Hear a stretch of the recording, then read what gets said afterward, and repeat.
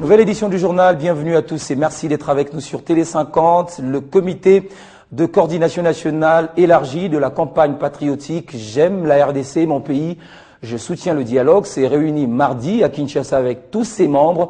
L'objectif de cette rencontre était de faire une évaluation des différentes activités qui ont déjà été menées dans la capitale et d'en planifier bien d'autres. Élément de réponse dans ce reportage.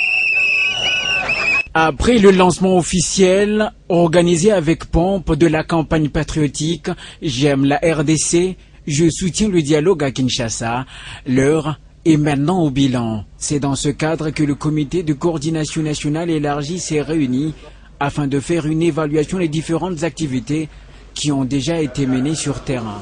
Nous sommes heureux de noter qu'après le lancement officiel a eu lieu le mercredi 30 à l'espace Congo Loisirs où nous avons réuni plus de 8000 personnes.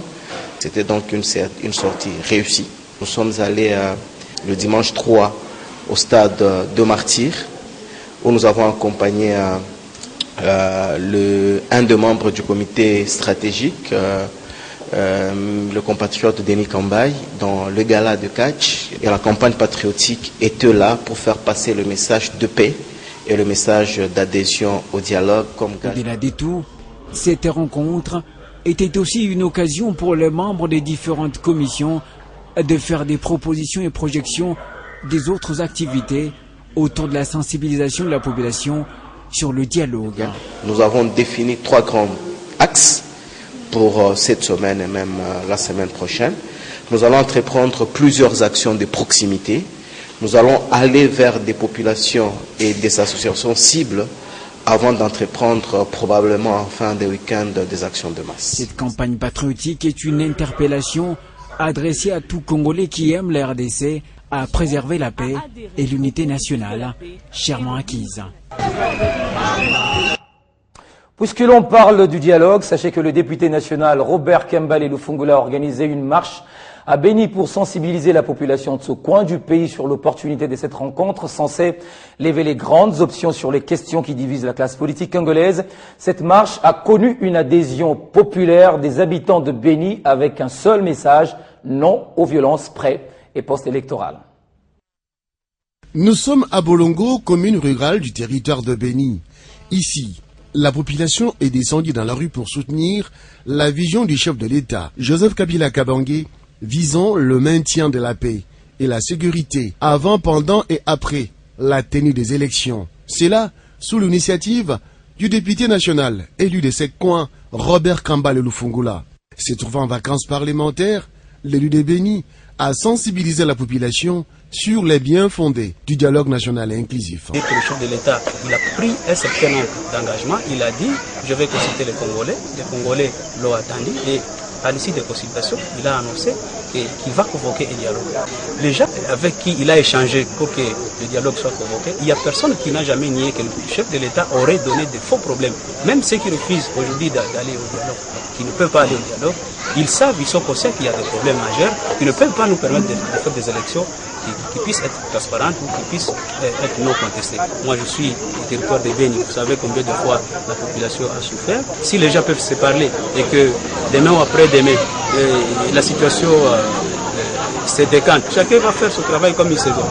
Après la marche, une rencontre de football a été organisée et les équipes de Bolongo ont bénéficié des équipements sportifs et des motos, dont du député national Robert Kambale Lufungula, qui prévoit de pouvoir organiser d'autres manifestations dans le but de soutenir le dialogue national à Béni.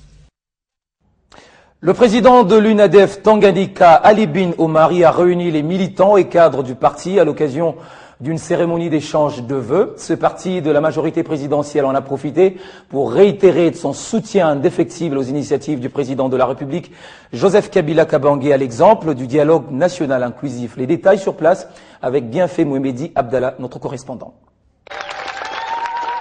L'Union nationale des fédéralistes du Congo, Fédération du Tanganyika, s'est retrouvée ce 1er janvier 2016 autour de son président fédéral, honorable Ali Bin Omari Simokinje, pour échanger des vœux. Dans une ambiance de grand jour, les différentes composantes de ce parti ont tenu à adresser des messages de vœux au président de la République, au directeur national du parti et à leur autorité morale, Ali Bin Omari Simokinje. Saisissant l'occasion, la Ligue des femmes de l'UNAFEC Tanganyika dit soutenir le dialogue. Mama wa UNAFEC, mujimbo la Tanganyika, tunakupigia Rais Kabila Kabange Joseph aksanti kwa wazo lako la kukaa pamoja na wafanya siasa wote wa Kongomani ili tupate suluhisho kwa ajili ya maendeleo ya nchi yetu. Tunapinga wamama na wababa wote wenye kukataa dialogue. Quant au directoire de l'UNAFEC Tanganyika, il s'est dit prêt à barrer la route aux anti-dialogues. Dans son mot, Ali Binomari Simukinje, président fédéral de l'UNAFEC Tanganyika et commissaire spécial adjoint de l'ECOFIDEV, rassure qu'en 2016, le Raïs est prêt à assurer le bien-être des Congolais, contrairement à ceux qui pensent s'aimer chaos et désolation. Tunaingia mu 2016. Sinjo mwaka hii walikuwa nasema président de la République, Mheshimiwa Joseph Kabila Kabange, mu diskuru yake à la nation, alisema kama kuko bale wenye kuwaza batamwanga damu ya Wakongomani, atafanya nguvu yote, hata toni moja ya damu isifanye nini, isimwangiki. Un repas a été partagé à la fin de cette rencontre. Revenons sur cette récente tournée du ministre de la fonction publique au nord et au sud Kivu. Pascal Oussumbicho avait échangé avec toutes les couches de la population, les autorités locales ainsi que le membre de son parti, le PANADER, sur l'opportunité du dialogue national et les enjeux de l'heure. C'est une mission qui n'était pas du tout des tout repos pour le nouveau ministre de la fonction publique dans le nord et le sud Kivu. À Teriagoma, au premier jour, Pascal Oussumbicho a été accueilli dans la ville par plusieurs personnalités, notamment le ministre provincial de la fonction publique. Direction Bukavu, capitale du Sud Kivu. L'accueil est chaleureux, la mobilisation est totale. Pascal Oussumbicho est de retour dans son fief. On remarquera la présence de plusieurs autorités de la province, parmi lesquelles le vice-gouverneur de province et une foule nombreuse composée d'étudiants qui contraindra le ministre à faire la marche. J'ai vraiment beaucoup de joie et je suis très fier de voir que la population de Bukavu est venue en masse m'accueillir. Je voudrais en profiter pour dire merci aux autorités provinciales. Et ça, c'est une très bonne chose. C'est vraiment une occasion pour dire que nous tous, derrière le chef de l'État, soutenons le dialogue qui va avoir lieu parce que c'est la seule voie pour nous amener vers les élections apaisées dans notre pays. Ici, le ministre vient passer le flambeau à son successeur au poste de directeur général de l'Institut supérieur de développement rural de Bukavu. Pascal Oussumbicho s'entretiendra ensuite avec les membres du PANADER, au Parti national de la démocratie et la République, qui a un ancrage fort dans cette province. Damaliza kusema niko tayari kusaidia bakamarade ya parti, mimi naomba bakamarade ya parti banisaidie kubasaidia. Le ministre voulait ainsi moraliser ses camarades sur les enjeux de l'heure, notamment le dialogue en vue en RDC. On va parler de la visite de travail de la présidente de l'Union panafricaine de la jeunesse dans l'est du pays. Vous le savez que cette partie du pays est souvent le théâtre des activités nocives de groupes armés, notamment des tueries de la population, et cette dernière a besoin du soutien de tous. C'est ce qui explique la mission de Francine Muyumba, qui était cette fois dans le territoire de Kaélé, dans le sud Kivu. Après son passage au nord, la présidente de l'UPJ a fait le déplacement du sud Kivu. À son arrivée à Bukavu, en direction du territoire de Calais, tradition oblige, elle va avoir un entretien de quelques minutes avec le maire. Le territoire de Calais, nouvelle étape de sa mission de reconfort et approche de la jeunesse de l'Est du pays pour parler avenir. Ce après Beni, Butembo, Rutshuru et Oicha. Dans la suite de Francine Muyumba, des jeunes leaders des deux Kivu et ceux venus de Kinshasa. À Calais, il y aura au menu des échanges avec l'autorité coutumière, Sa Majesté Mwami Kamirogoza Ntele III, l'administrateur AI du territoire, les jeunes et la population.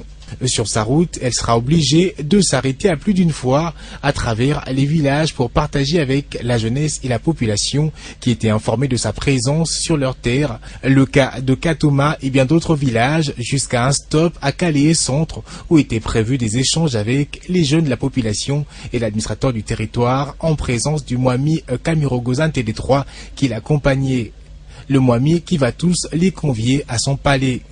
L'un des moments le plus significatifs fut celui-ci où Francine Mouyumba et toute son équipe vont rendre hommage à plus de 100 compatriotes qui ont perdu la vie en 2014 à la suite d'une catastrophe naturelle dont le bilan en dégâts matériels était lourd. Occasion pour la présidente de l'UPJ de lancer une campagne de reboisement pour lutter contre les érosions, préserver l'environnement en vue de prévenir les catastrophes et sensibiliser la population sur les changements climatiques. L'activité va se faire suivre d'une visite du site qui abrite les familles sinistrées de ce drame de 2014 pour la remise sur cotisation des jeunes leaders des tolls au bénéfice de 30 ménages. Ajoutez à cela quelques vivres pour fêter le nouvel an. Prenons le chemin du retour pour Bukavu, nouveau stop à Katoma où les jeunes et la population devaient remettre un cadeau symbolique à la présidente de l'UPJ, une chèvre. Un autre stop va intervenir chez Sa Majesté Mwami Désiré Kaboré. Et enfin, le retour à Bukavu va intervenir très tard dans la soirée. La sensibilisation sur la police de proximité se poursuit dans les églises de Kinshasa. Après l'église Sang Précieux, le commissaire provincial de la police de Kinshasa, le général Célestin Kanyama, a répondu à l'invitation de l'église Ministère Amen du pasteur Léopold Mutombo. Le commandant de la capitale congolaise, à Ténu, a expliqué aux fidèles de cette église le nouveau mode opératoire de la police de proximité et son opportunité. C'est sous une douce pluie que le commandant de la ville arrive devant l'église Ministère Amen. Il est accueilli, conduit vers la chaire.